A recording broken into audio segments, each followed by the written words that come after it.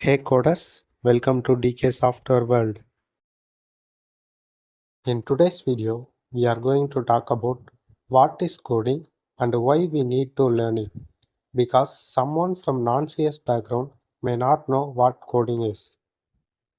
Before starting, do subscribe our channel if you haven't already.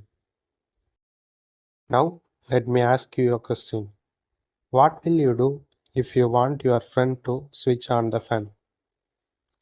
You will instruct or request your friend to switch on it, right? That's what basically the coding is. Coding is about instructing or requesting computers to perform specific tasks.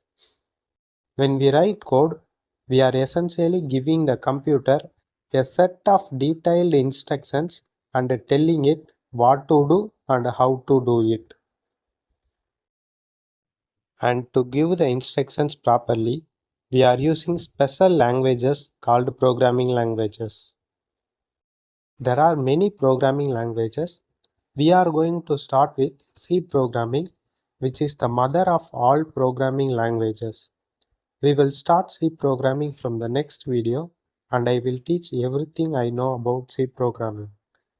Thanks for watching.